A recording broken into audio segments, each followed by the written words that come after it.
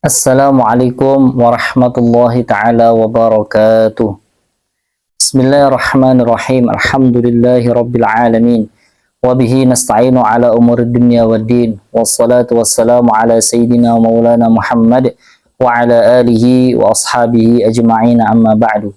Allahumma alimna ma yanfa'una wa anfa'na bima 'allamtana wa zidna ilman wa amalan wa ikhlasan wa qabulan ya rabbal alamin.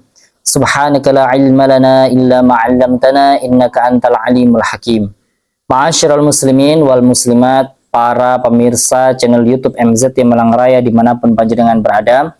Alhamdulillah Allah Subhanahu wa taala sampai detik ini selalu memberikan kita sehat walafiat, taufik wal hidayahnya sehingga kita bisa melanjutkan pengajian ataupun ta'lim kita kembali, yang mana dalam hal ini kita membaca kitab At-Tibyan fi Adab Hamalatil Quran.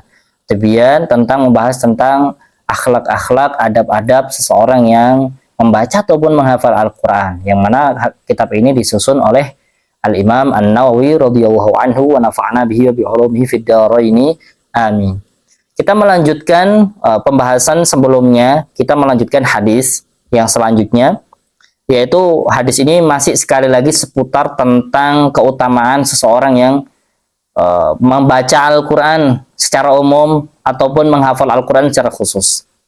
Ya, wa an Mu'adz bin Anas radhiyallahu anhu, dari sahabat Mu'adz bin Anas radhiyallahu anhu, anna Rasulullah sallallahu alaihi wasallam qol, bahwasanya Nabi Muhammad sallallahu alaihi wasallam bersabda, man qara al-Qur'an wa amila bima fihi, barang siapa yang membaca Al-Quran. Di sini Nabi Muhammad sallallahu alaihi wasallam pakai bahasa yang umum, membaca Al-Quran, dan itu lebih memotivasi kita ya, nggak cuma, tapi memang hadis ini masyhurnya, lebih terkenalnya untuk orang-orang yang menghafal Al-Quran gitu. Orang yang menghafal Al-Quran itu nanti orang tuanya akan diberikan mahkota. Itu kan hadis yang sering kita dengar seperti itu. Tapi di sini sebenarnya bahasa Nabi lebih umum, bahwa di sini adalah bahasa beliau.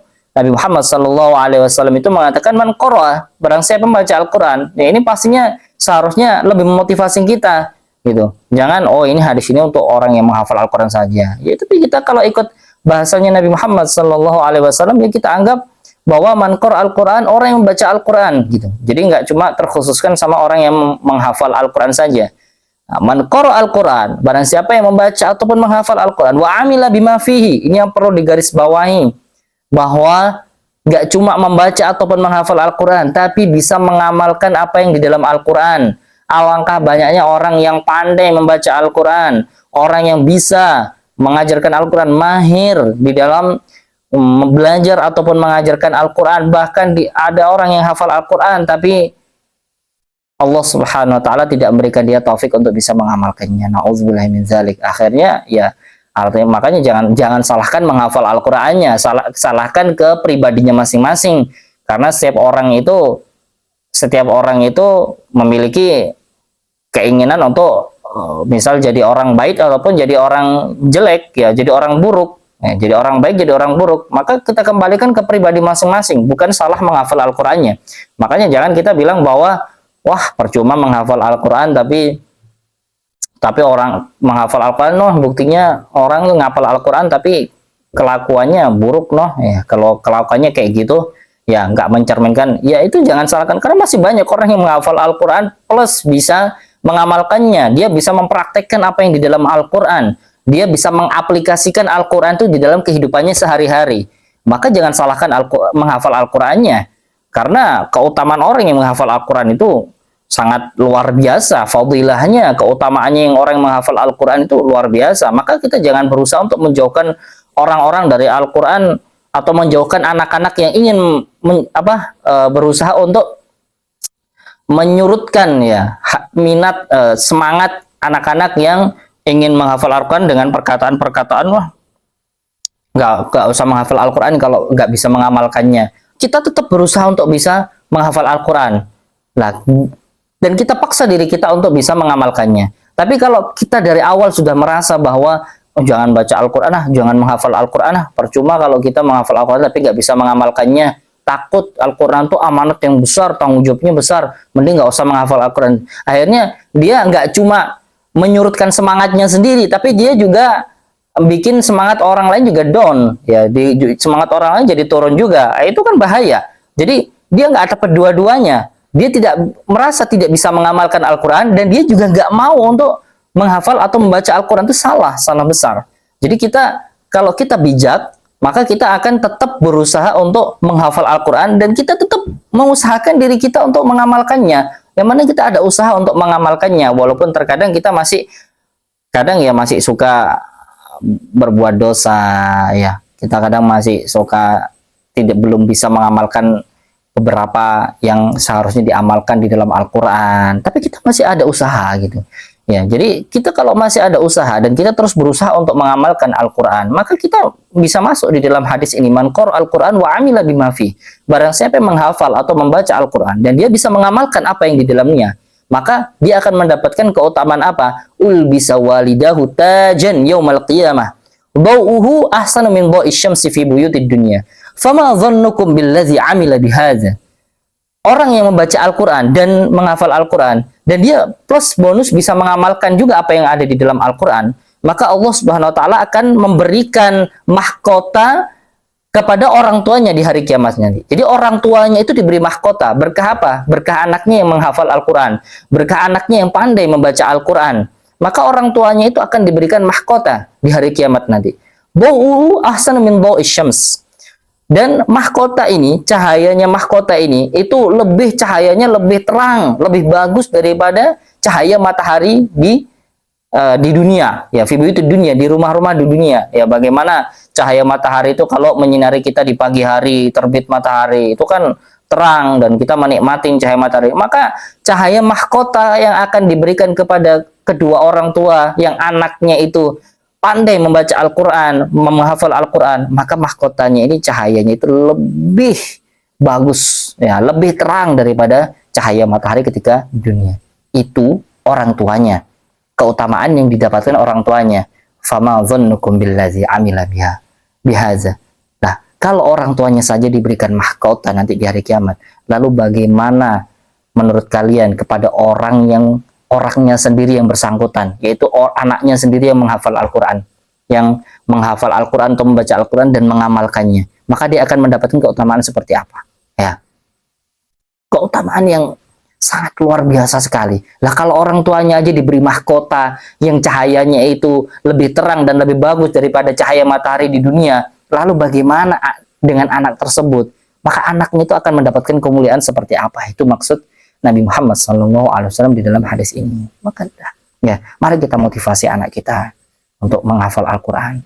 Mari kita motivasi orang-orang yang kita cintai untuk terus berhubungan dengan Al-Quran, membaca Al-Quran. Ya, walaupun mungkin kita sadar bahwa kita itu hafalan kita lemah, kita nggak kuat untuk menghafalkan Al-Quran. Hafalkanlah, ya, cuma beberapa surat saja di dalam Al-Quran. Yang penting kita di dalam hati kita itu ada hafalan Al-Quran, tidak kosong sama sekali gitu hati kita. Sebagaimana hadis yang sebelumnya, bahwa orang yang di dalam hatinya itu kosong dari Al-Quran itu seperti rumah yang roboh, rumah yang rusak, ya.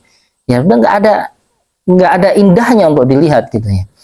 Makanya kita sekali lagi ya, kita motivasi anak-anak kita, orang-orang terdekat kita untuk terus, ya. Apalagi anak-anak kecil, anak-anak muda yang dia itu masih punya kemampuan untuk menghafal Al-Quran. Ya, kurang-kurangilah untuk membuang-buang waktu itu di dalam sesuatu yang tidak ada manfaatnya. Kita nasihati diri sendiri kita sendiri, dan juga kita nasihati orang-orang sekitar kita agar tidak membuang waktu kepada hal-hal yang tidak ada manfaatnya. Kita lanjutkan ke hadis selanjutnya. Ini hadis diriwayatkan oleh Imam Abu Dawud. Warawad Darimi, diriwayatkan oleh Al-Imam Ad-Darimi. Al-Imam Ad-Darimi namanya Abu Muhammad Abdullah bin Abdurrahman. Ya, Abdullah, namanya Al-Imam Ad-Darimi itu adalah Abdullah bin Abdurrahman. Bi isnadihi, dengan sanadnya, an Abdullah bin Mas'ud, dari sahabat Abdullah bin Mas'ud radhiyallahu anhu. Qal iqra'ul Qur'an fa inna Allah ta'ala la yu'azzibu qalban wa'al Qur'an. Bacalah Al-Qur'an. Ini kata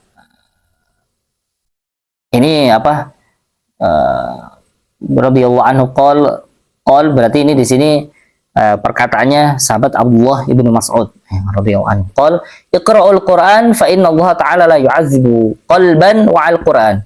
Bacalah Al-Qur'an.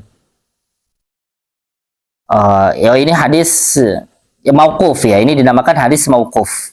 Hadis mauquf itu adalah hadis yang tidak sampai kepada Nabi Muhammad SAW. Tapi hadis ini cuma sampai kepada sahabat. Jadi yang mengatakan hadis ini itu sahabat, tidak dinisbahkan kepada Nabi Muhammad SAW. Itu kalau di dalam ilmu hadis dinamakan hadis mauquf.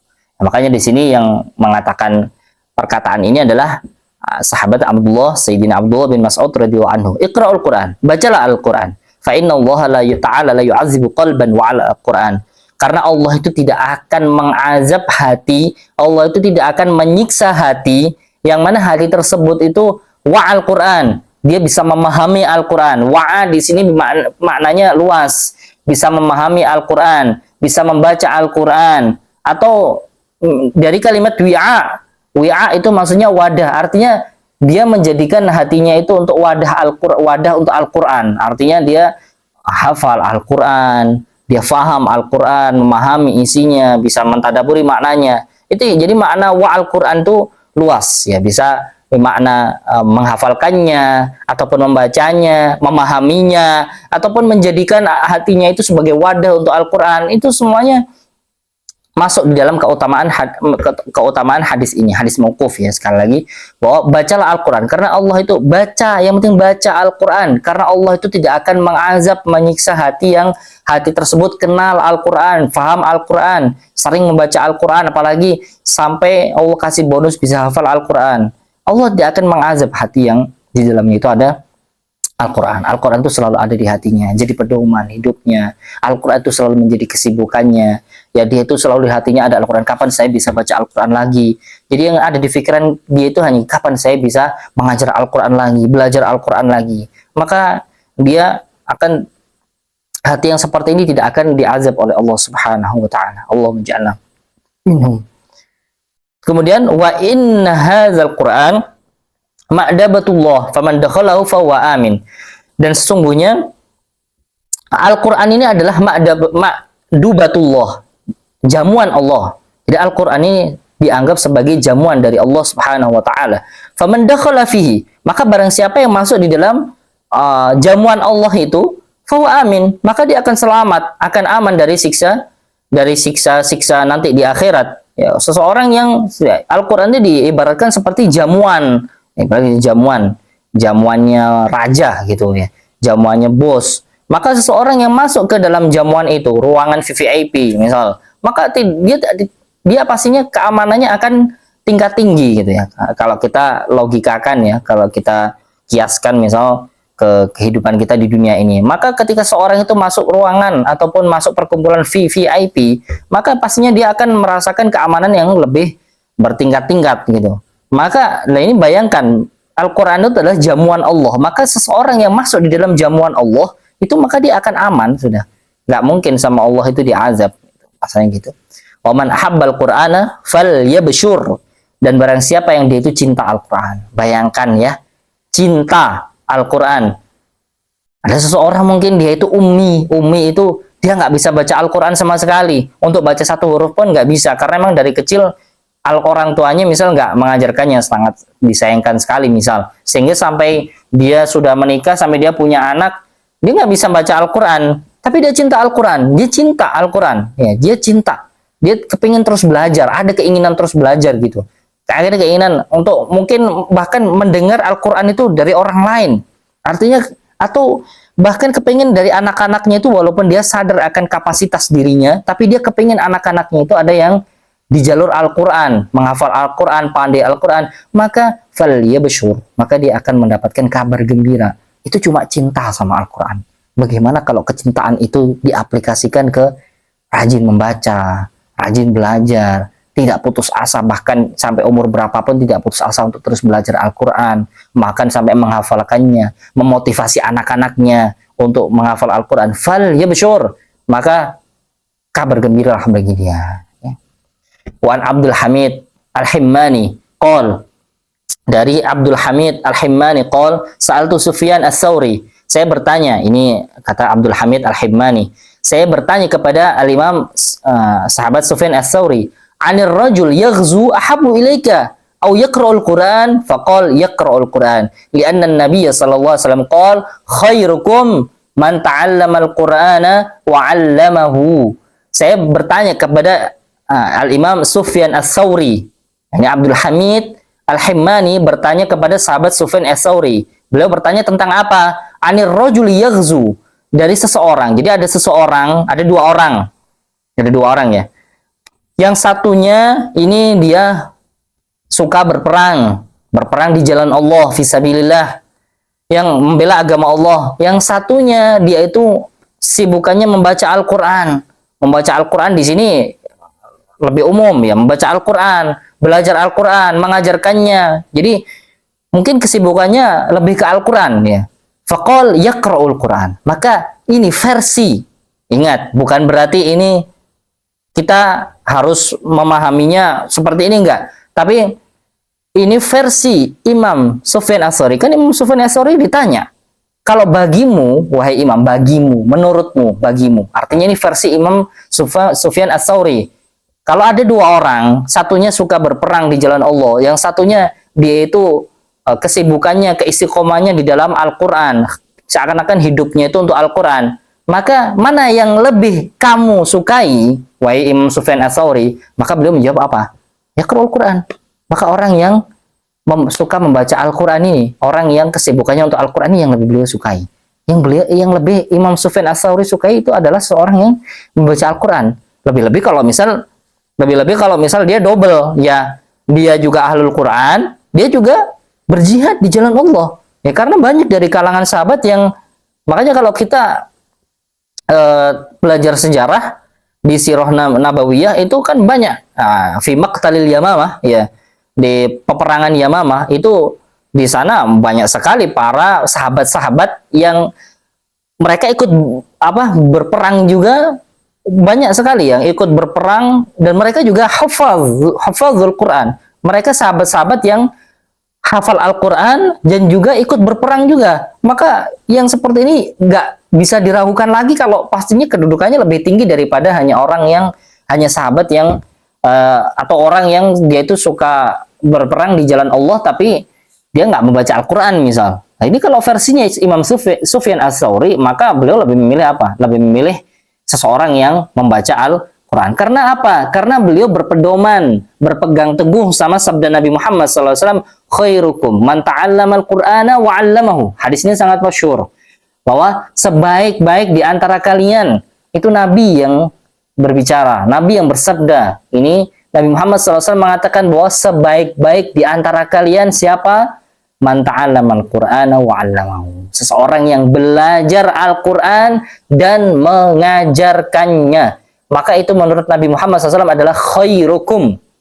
Ya, sebaik-baik di antara kalian. Lah dari hadis inilah Al-Imam Sufyan Ats-Tsauri, sahabat Sufyan Ats-Tsauri, ketika ditanya, ada dua orang yang satunya demen perang saja, suka berperang aja, tapi mungkin dia nggak baca Al-Quran, nggak istiqomah baca Al-Quran, tapi yang satunya dia istiqomah baca Al-Quran, dia menghabiskan waktunya untuk Al-Quran. Maka menurut Imam Sufyan Ats-Tsauri, siapa yang beliau cintai? Orang yang suka membaca Al-Quran. Karena beliau ngambil pelajaran dari hadis ini, mengambil kesimpulan dari hadis Nabi Muhammad SAW, dan ini tidak salah. Ya, makanya itu menunjukkan apa? Menunjukkan bagaimana luar biasanya keutamaan seseorang yang belajar Al-Quran dan mengajarkannya. Karena itu guru ngaji, guru Al-Quran itu kemuliaannya luar biasa. Ya, dahsyat keutamaannya. Makanya kalau kita itu memiliki anak kita itu diajari Al-Quran oleh seorang ustadz atau seorang guru, maka beliau mulia sekali kedudukannya, bisa mengajarkan Al-Quran kepada anak-anak kita. Ya, kenapa kita itu selalu menganggap, terlebih di zaman sekarang itu guru ngaji itu selalu dipandang sebelah mata. Ya, guru ngaji itu dianggap ya begitu aja ya. Yang dicari adalah guru ngaji yang bahasanya bahasa zaman sekarang yang ikhlas ya. Orang sekarang menuntut orang lain ikhlas, tapi mereka tidak tahu bahwa kemuliaan seseorang yang mengajarkan Al-Quran itu bagaimana. Jadi seseorang yang belajar dan mengajarkan Al-Quran itu adalah khairukum, yang paling baik di antara kalian. Ya, artinya kedudukannya udah luar biasa sekali. Nah, karena itu makanya sekali lagi jangan bosan-bosan untuk memotivasi diri kita sendiri, orang-orang sekitar kita, anak-anak kita, orang-orang yang kita cintai untuk terus termotivasi untuk belajar dan mengajarkan Al-Quran.